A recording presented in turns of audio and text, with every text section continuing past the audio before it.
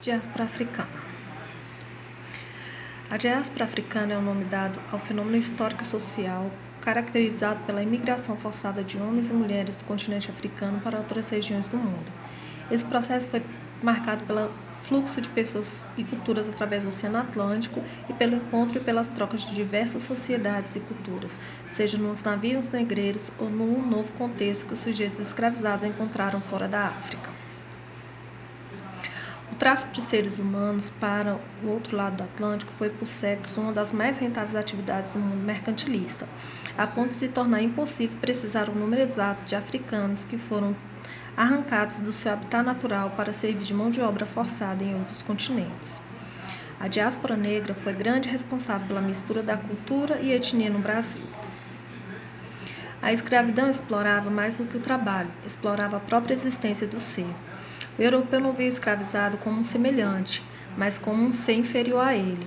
O que fez da escravidão atlântica diferente é que pela primeira vez ela era racial. Só o negro era escravizado.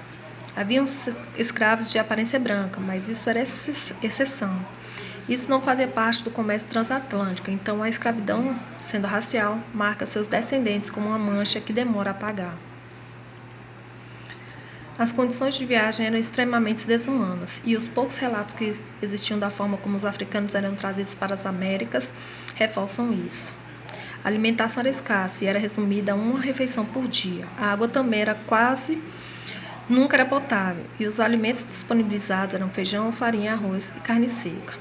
A má alimentação, principalmente pela falta de uma dieta rica em vitaminas, fazia com que doenças como escorbuto, causado pela falta de vitamina C, fossem proliferadas.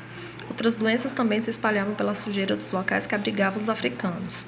Os porões eram escuros, sujos e abarrotados de gente, de tal maneira que até respirar era difícil. Outras doenças que agraçavam nos navios negreiros eram varíola, sarampo e doenças gastrointestinais.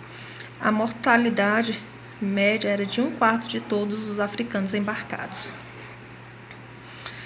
Herança miscigenada. Foi o africano que ensinou o europeu no Brasil a bater o ouro dos rios, a cavar poços, a fundir o ferro. Foi o africano que desenvolveu a pecuária de grande extensão, aquela onde o gado era solto no pasto, sem currais. Os africanos trouxeram uma nova maneira de vestir e de se comportar, construíram uma casa popular, a casa de pau a pique, diferente de casas de taipa, de Portugal. Os africanos trouxeram novos instrumentos musicais, comidas, vegetais, etc. Os africanos contribuíram para a cultura brasileira em uma enormidade de aspectos: dança, música, religião, cultura e idioma. Essa influência se faz notar em grande parte do país, em certos estados como Bahia, Maranhão, Pernambuco, Alagoas, Minas Gerais, Rio de Janeiro, São Paulo e Rio Grande do Sul. A cultura afro-brasileira é particularmente destacada em virtude da migração dos escravos. A inserção da população negra na sociedade brasileira se deu pelo trabalho, base da organização econômica e da convivência familiar, social e cultural. A miscigenação avança, com um número cada vez maior de mulatos. A cultura afro-brasileira é uma das que mais se destaca no cenário de sincretismo religioso no Brasil. A música e a dança dos descendentes africanos são exemplos vivos do que o patrimônio cultural do continente africano amadurecido ao longo do milênio. Uma história antiga e valiosa pode ser contada através da música, da dança, do teatro, do artesanato, da indumentária e das tradições. Somos todos africanos. Berço da humanidade, a Mãe África sempre inspirou o mundo e compartilhou suas riquezas, entre elas uma de imenso valor, a própria cultura africana.